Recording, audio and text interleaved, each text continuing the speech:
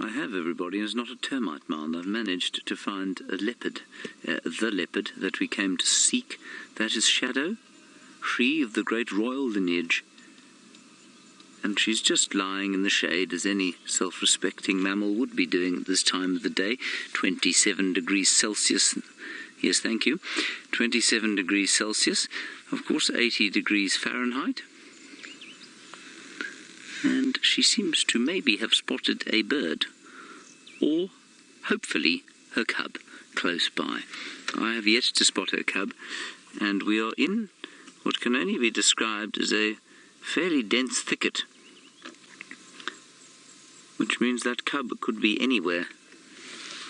And I think she's either looking towards the little thing, or perhaps some potential prey.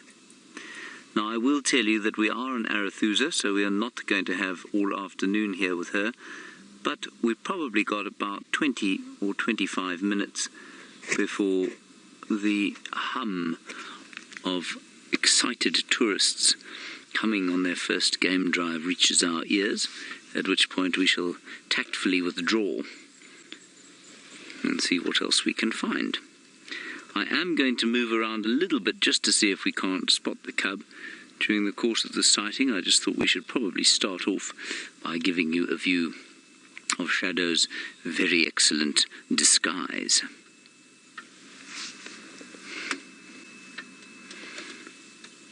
It's very nice to have a leopard, isn't it, Seb? Oh, yes. Seb is on camera, by the way, obviously. Hello, everyone. And that leopard is now what can only be termed a flat cat. But she is a leopard, and I shall not be looking any gift horses in the mouth after this morning, where I found one spider. Owned one dead spider hunting wasp.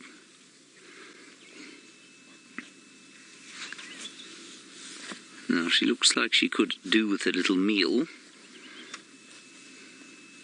She's not looking dreadfully thin, but she certainly looks like she could do a meal with a meal. And it always strikes me whenever I see this leopard, and of course when we used to see her mother, it always strikes me how pale they are. They're almost cream-coloured rather than yellow. And the next time we see Hosanna, just take note of the big difference. And indeed, Tingana is very different as well, but Hosanna is particularly gold. And I suppose that yellow colour probably fades with age. Hello, my dear.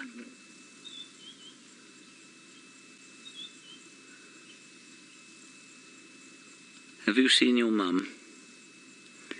You'd have wanted to see your mum, I suppose, which is a bit distressing.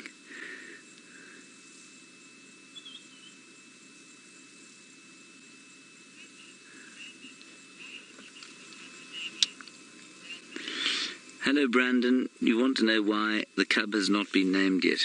Brandon, we could sit and discuss the politics of cub naming from here until the cows of today, tomorrow, and indeed for the whole month come home. Brandon, the main reason is probably political. Ideally, the people around here would like to name the cubs only when they turn a year old. We were allowed to name Shongile and Hosanna a little bit earlier because they were found on Djuma, and I mean that's our main patch, and we found them. We also named Tamba through the very kind courtesy of Chitwa. Here, though, we're in the middle of a traversing area of many, many different lodges, and if we saw her more regularly, we probably would give her a name, or certainly ask permission to give her a name. But at the moment, you know, we see her so infrequently that I think we'll probably just let the naming process unfold on its own here. And because Shadow, of course, there's an extra added problem with it. The problem is that Shadow has such a poor record of raising cubs. In fact, she has a 100% failure rate. I think that people are very reticent to give a name, knowing that the cub, or thinking that the cub has a good chance of not making it to a year old. That's why they don't give the cubs names before they're a year, because they are so vulnerable until they're a year. There's no real reason, though. I mean, if we wanted to give her a name, we should.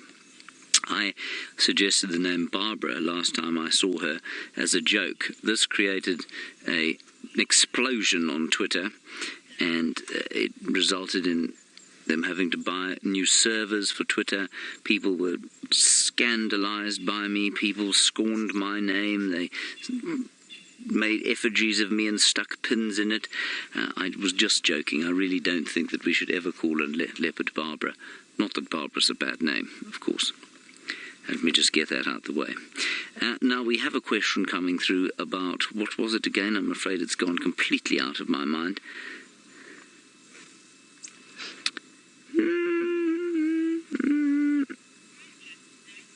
NASCAR. You want to know if we know who the father is. Well, we can be fairly sure that the father of the cub is Tingana. Tingana, of course, is the dominant male leopard of this area, and we can be fairly sure that he is the father because she was seen mating with him. It's not impossible that it is the Anderson male, who is the male from further west of here, but leopards also go extraterritorial when they're in estrus.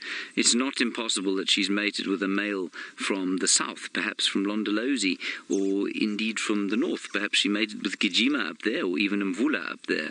So it's not impossible that this leopardess has fooled us all, and that Tingana is not the father, but it's most likely to be Tingana.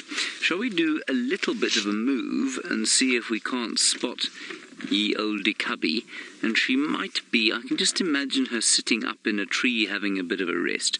So while we do that, let's head across to Jamie Patterson, who apparently has got pictures.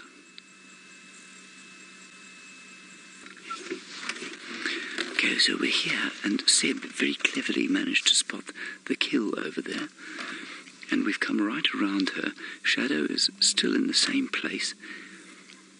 And we had a lovely view of her. She stood up briefly. And so we came around to the side here, just to see if perhaps the cub wasn't here. And the cub must be around somewhere. But that is a fresh kill, so she's killed that sometime during the day. You can see she's just pulled some skin off. That's pretty much all she's done. And we're scouring the trees for any sign of a little cub. But Tristan did say this morning that the cub was nervous of cars. And so we'd probably have to sit for quite a while before she'll show herself. And as long as we don't move around too much, she'll probably be quite comfortable. But she'll be in and around these thickets somewhere here. Now, like I say, I don't know how long we're going to have here. The radio is not functioning, and so as soon as I hear cars, we're going to have to move out of here. So I think what we should do is go round, back again. We've got a lovely view of Shadow. She's just round here, so I'll just quickly move round there, and then we'll get a nice view of her. Possible aerial? All right.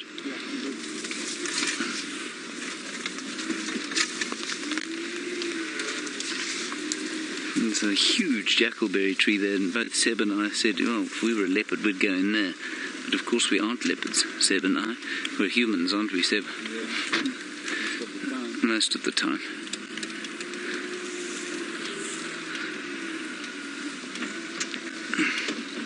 I mean, this is really ideal countryside for a leopard and her cub. But now we're going to get very close here, and so we're going to drive nice and slow and easy, and try not to make too much noise. So you'll tell me when you've got a decent shot, eh?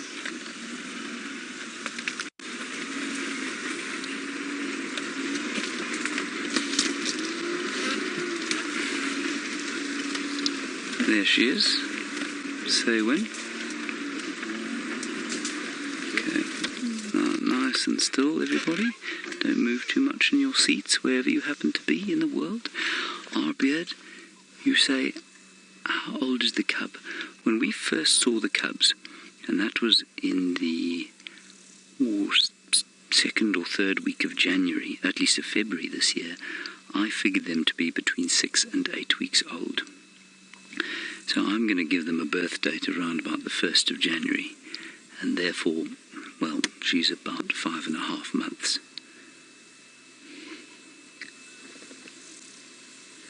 And Shadow, you can see, is desperately upset by how close we're sitting to her. It really is very special how confiding she is.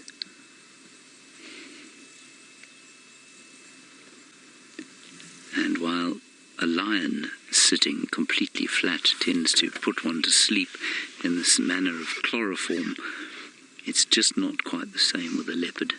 You can sit with a flat leopard for quite a while, because they will eventually lift their heads and do something interesting. Now, Earl, you're wondering how I know this is Shadow. Earl, there are a number of ways of doing it. For me, it's that spot pattern there that Seb's showing you. She's a 3-4 female, like her mother, as far as I remember it. She's just nodding off now. She's got 3 spots there on the left-hand side of her, as you're looking at her, the left-hand side of her muzzle, so her right. And then on the right-hand side, on our right, her left, there are 4 spots just above the whisker line there. You can't see them unless she actually lifts her head and looks at you. But as the old cliche goes, a leopard doesn't change its spots, which means that they're born with a specific pattern of spots. And her mother, of course, Karula, had that wow written across the front of her forehead. All of these spots will form patterns, and some people use the necklace that is under the neck. That is very clear on most leopards, not on this one because she's dropped off. But there's a sort of necklace of spots below the chin and under the neck, and that is used by some people. But eventually, because they're territorial, you just start to recognize them. She has got a slightly shorter face than some leopards. She's got quite a wrinkly muzzle, and so she's quite easily recognizable by that. You can see it's a little bit wrinkly there. She's pale. She doesn't have a golden color. She's got a much more sort of off-white, creamy color. And yeah, she's got a certain attitude to her as well, of course, and I think she's got the most brilliant name.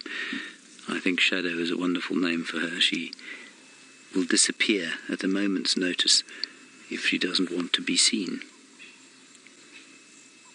But those are the ways you recognize them.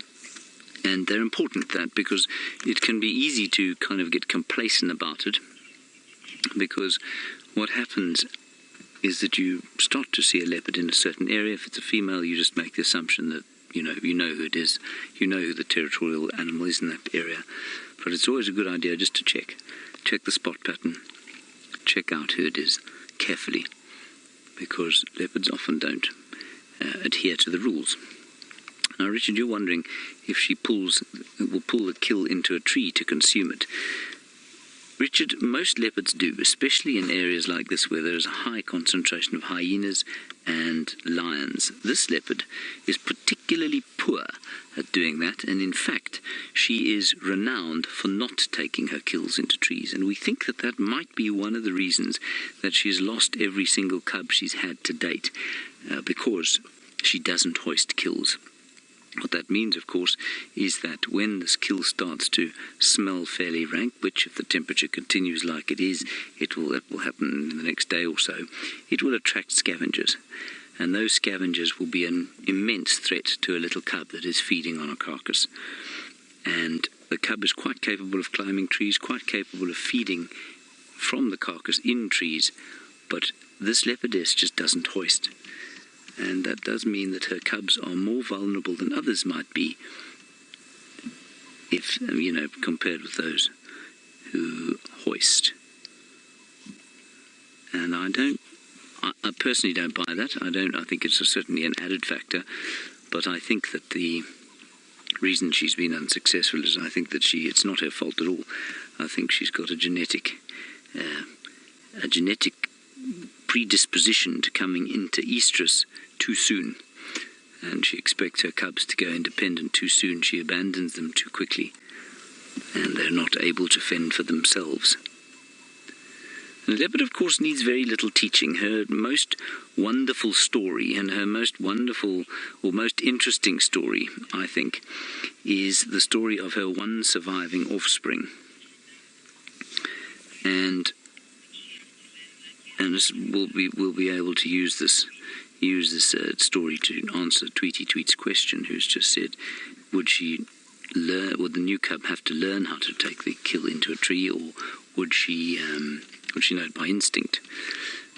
Her one remaining cub is remaining because he was removed from the reserve for about 6 months. Maybe the little one's coming now.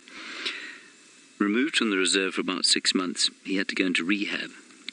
I love saying that, it sounds so ridiculous. But he had to go into rehab because he caught a rabid dog, and they didn't know if he was going to get rabies or not. So they took him out, put him in a rehabilitation centre, and then reintroduced him here 6 or 7 months later. And it's a wonderful example of how a leopard's instinctual ability to kill exists, because he survived fine. We don't know where he is now, but that's totally normal for a dispersal male leopard. And we certainly did see him kill. We know that he killed. We know that he hoisted his kills.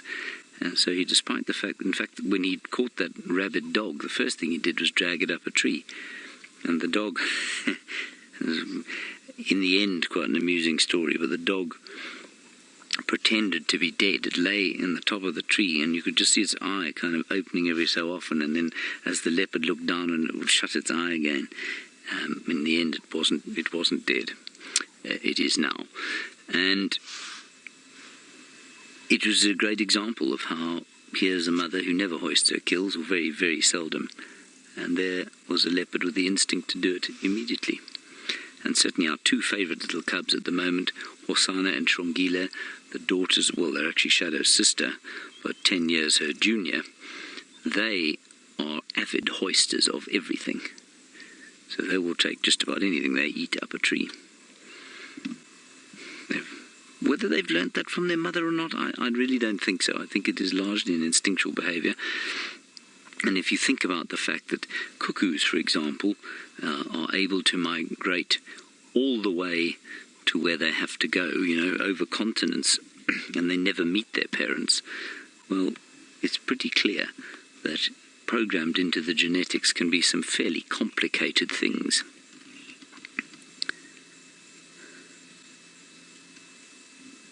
Alrighty, I can hear some vehicles arriving way in the distance, so we've probably got another 10 minutes or so here.